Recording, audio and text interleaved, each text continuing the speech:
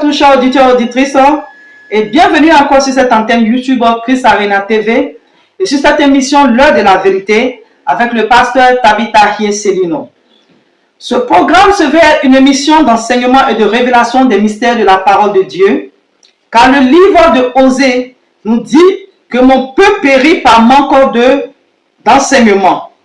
Et donc aujourd'hui nous continuerons notre série d'enseignements et de révélations sur la prière. Les fois dernières, nous avons abordé plusieurs révélations sur la prière. Nous avons parlé premièrement de la route de la prière, c'est-à-dire des 8 cycles ou veilles de prière et les significations prophétiques dans la saison de la journée. Ensuite, nous avons abordé le thème, le mystère de la prière de 3h, 6h du matin, c'est-à-dire la veille de l'aurore, c'est-à-dire la porte de l'aurore de 3h, 6h du matin.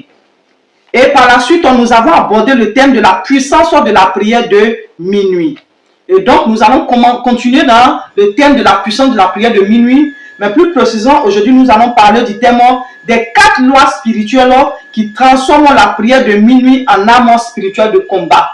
Et donc, les thèmes que j'ai précités sont sur notre chaîne, notre antenne YouTube Chris Arena TV. Vous pouvez aller sur l'émission L'heure de la vérité. Vous allez trouver les thèmes que j'ai précités. Et donc, comme je le disais aujourd'hui, nous allons partir maintenant pour les 4 lois spirituelles qui transforment la prière de minuit en arme spirituelle de combat. Alors, il est quasi important pour nous de traiter de ce thème parce que nous l'avons enseigné les fois précédentes. Nous avons beaucoup parlé des prières, voilà, des cycles de la prière et plus précisément de la prière de minuit. Mais effectivement, il y a de la puissance dans la prière de minuit.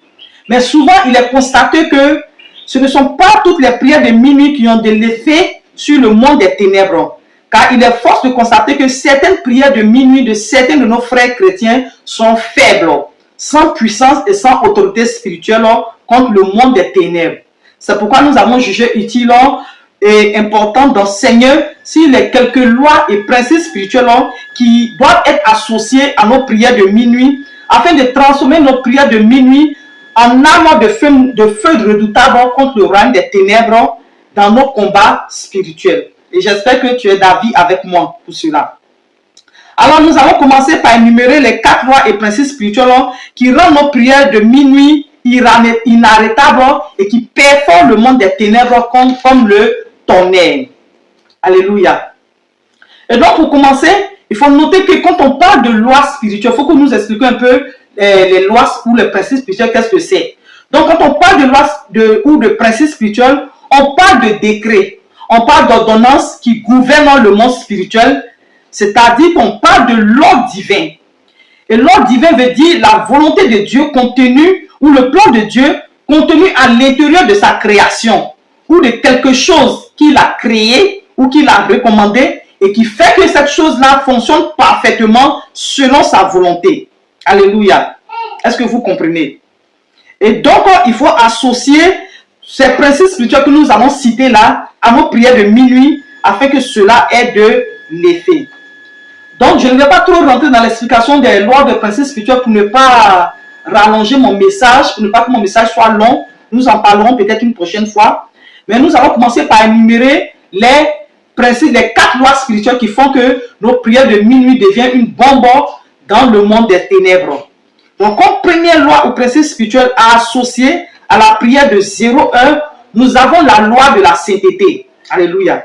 Donc, comme première loi ou principe spirituel associé à ta prière de minuit, il faut y ajouter la loi de la sainteté dans ta vie. Quelqu'un me posera la question, c'est quoi la loi de la sainteté?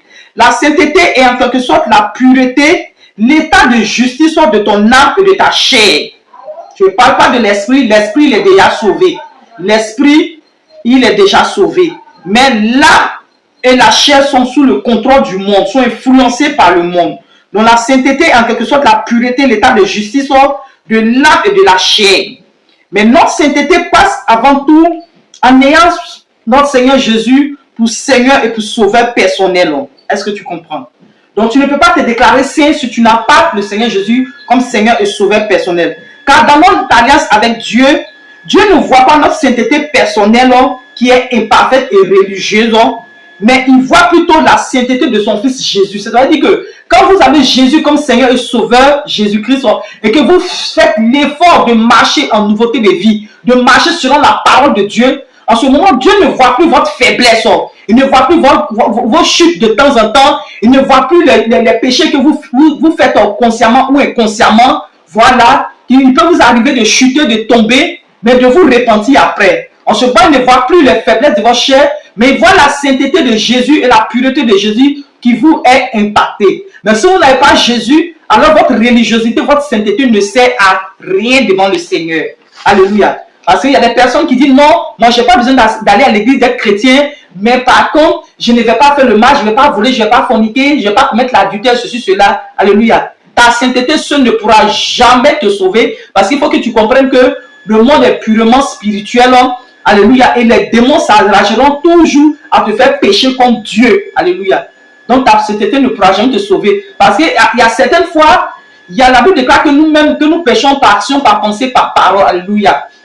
Et donc, dans ce cas-là, lorsqu'on a Jésus, alors les péchés que nous commettons consciemment ou inconsciemment sont couverts par le sang de Jésus. Parce qu'il faut comprendre qu'on a les péchés d'iniquité, les péchés de transgression, les péchés d'omission. Alléluia. Il faut bien comprendre ces mots que j'ai cités pour comprendre les différents types de péchés, pour comprendre que ta sainteté seule ne peut pas te sauver. Je vais pas aller en profondeur pour ne pas rallonger mon message. Alléluia. Pour ne pas m'écarter de mon thème. Alors, lorsqu'un tel chrétien qui vit la sainteté vit la sainteté, associe sa sainteté à sa prière de minuit, alors sa prière devient comme une bombe de feu. Et un tel chrétien là, son cœur est pur et ses vêtements spirituels, son âme est revêtue de blanc, ce qui engendre une muraille de feu autour de lui qui émane du royaume de Dieu. Et ce muraille de feu là devient le symbole de la présence de Dieu dans sa vie. Et un tel chrétien, l'armée de Dieu l'environne et le sang de Jésus le couvre contre les attaques de l'ennemi. Hébreux 12, verset 14 dit quoi? Recherche la paix avec tous et la sanctification sans laquelle personne ne verra le Seigneur. Alléluia. Donc vous savez que dans le monde spirituel, les sorciers ont la capacité de détecter, de sentir l'odeur du péché, de voir le péché dans la vie de quelqu'un. Donc un chrétien qui ne vit pas une vie de sainteté crée une porte ouverte d'accès à l'ennemi dans sa vie.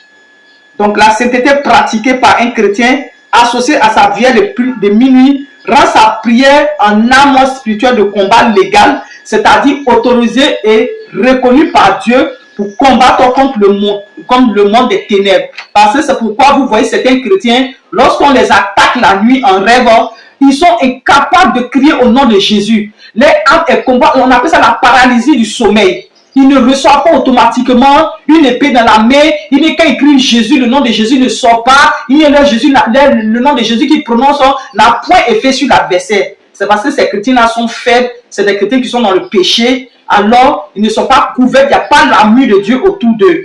Alléluia. Nous allons partir pour le deuxième point. Le deuxième principe spirituel associé à nos prières de minuit est la déclaration de la parole de Dieu, c'est-à-dire des versets relatifs au type de combat spirituel que nous menons. Alléluia. Il faut prendre appui sur la parole de Dieu. Il faut trouver un texte biblique qui parle de ton problème dans lequel tu vis. Par exemple, quand je sens, par exemple, que mon poste, je donne un exemple. Par exemple, j'ai l'impression qu'au travail, mon poste veut être attribué à quelqu'un. Alléluia. Ou ma promotion est en train d'être retardée. Et bien, ils sont en train de me, je sais pas en anglais, on dit downgrading. C'est-à-dire que me rabaisser, me ramener en arrière. Alors, je trouve un passage d'appui qui parle d'échange de destinée, de démotion. Alléluia. De démotion, de délogement. L'échange de destinée, je prends dans la Bible, dans le livre de Rois, où le livre de Rois dit qu'il y avait deux femmes la nuit qui dormaient, et la nuit, il y a le bébé de l'une qui est mort, et l'autre femme a pris son enfant mort, elle a mis dans le sein de l'enfant qui était vivant, et elle a pris l'enfant vivant de l'autre dame, et le matin, elle a dit que c'était son enfant. On appelle ça échange de destinée. Alléluia. Donc tu prends ce genre de test d'appui, et tu sors la révélation de la prière sur ce test-là, et en fonction de ce test-là, tu envoies les paroles de prière dans le cadre verset. Tu refuses la démotion, tu refuses le délogement, tu refuses le renvoi, tu refuses voilà tout ce qui est lié à ton travail. à un changement d'emploi, alors que tu te sens bien dans cette entreprise, tu te sens bien avec ce salaire. C'est ça qu'on appelle prier avec la parole de Dieu, prendre la parole de Dieu pour appui dans nos prières. J'espère que tu m'as compris. Donc, il faut utiliser des textes bibliques pour réclamer certaines délivrances, certaines interventions de Dieu, certaines protections et certaines bénédictions. Donc, tout chrétien qui prie avec les Écritures pendant la prière de midi établit une alliance avec Dieu et son armée céleste. Est-ce que tu comprends? En ce sens que Ésaïe 54, verset 17 dit quoi? Toute âme forgée contre toi sera sans effet. Et toute langue qui se lèvera contre toi en justice, toi tu la condamneras. Tel est l'héritage des serviteurs de Dieu. J'espère que tu m'as compris, bien aimé. Alors, nous allons élucider encore le troisième point. La troisième loi spirituelle, ou le principe spirituel associé à ta prière de minuit, est la loi du sacrifice. Et la loi du sacrifice, car nous avons du pouvoir et de la puissance dans le sacrifice. Alléluia. C'est pourquoi les agents des ténèbres, les sorciers, les mystiques, les satanistes travaillent beaucoup à partir d'actes de sacrifices qu'ils font. Ils font des privations de nourriture, de jeûne, d'abstinence sexuelle, de méditation, voilà, de méditation transcendantale, des offrandes sacrificielles à des divinités de l'eau, des forêts, des cimetières, des carrefours. La nuit, à minuit, ils se lèvent, ils vont des carrefours, ils déposent des polars, ils prononcent des paroles, ils vont au bord de la mer à certaines heures, dans des forêts sacrées, au bord des rivières à 5 h du matin, ils font des offrandes à des bois, des termitières, à des idoles. C'est des actes de sacrifice, ils font des libations de la terre, ils se prient, ils font des privations. C'est des actes de sacrifice. Il faut que tu comprennes que le monde spirituel fonctionne avec des actes de sacrifice. Et donc, pour un chrétien qui veut donner du pouvoir, de l'autorité, de la puissance à sa prière de minuit, doit associer à sa prière de minuit des actes de sacrifice. Et en tant que chrétien, nos actes de sacrifice sont nos actes de discipline spirituelle, sont nos actes de consécration, sont nos actes de jeûne, de prière de minuit à certaines heures, utiliser les portes de la journée et du temps. Alléluia. Des prières de l'aube de 3h, 6h du matin, 21h, 0h, 0h, 3h du matin, bon, 18h, 21h, minuit, 12h, 15h, les portes du temps. Alléluia. Et il doit vivre aussi l'abstinence, abandonner toute forme de péché. Alléluia. Donc la discipline spirituelle, il doit offrir des sacrifices de louange à 4h du matin, d'adoration à 4h du matin, le sacrifice d'adoration, les sacrifices, les sémences à l'église, les dîmes, les offrandes, tout ça sont des actes de sacrifice associés à sa vie de consécration, ta vie de prière, bien aimé. Donc pour nous chrétiens, nos actes de sacrifice, c'est ces actes-là que je viens de citer. Donc les chrétiens qui sacrifient beaucoup de leur temps de sommeil deviennent très dangereux pour le monde des ténèbres. Parce qu'ils donnent de leur temps et de leur énergie et de leur force sur l'autel de la prière. Donc quand tout cela est associé à ta prière de minuit, cela devient un bombe dans le camp de l'ennemi. Car un chrétien qui est paresseux, qui se réveille une fois en passant à minuit pour prier, qui n'arrive pas à jeûner, ce n'est pas ta prière de minuit n'a pas trop d'effet. Psaume 50, verset 5 dit quoi? Rassemblez-moi mes fidèles qui ont fait alliance avec moi par le sacrifice. Psaume 50, verset 5 dit, rassemblez-moi mes fidèles qui ont fait alliance avec moi par le sacrifice. Donc le sacrifice donne à la prière de 0h une puissance, un pouvoir de l'énergie et la domination dans le règne de l'esprit. Est-ce que tu me comprends, cher auditeur? Donc, nous allons partir pour la quatrième loi spirituelle. Donc le quatrième principe spirituel ou la loi spirituelle à observer ou à associer à la prière de minuit est la loi de la persistance et la persévérance dans la prière de 0h. Et cette loi-là est la plus efficace et la plus dangereuse. Dis-moi pourquoi. Pourquoi? Parce que beaucoup de chrétiens aujourd'hui sont très zélés.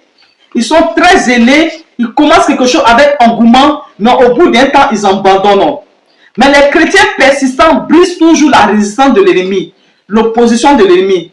Donc quand un chrétien demeure constant sur son autel de prière, il devient de plus en plus fort que celui de l'ennemi, jusqu'à ce que le royaume des ténèbres soit chassé complètement devant lui. Est-ce que tu me comprends?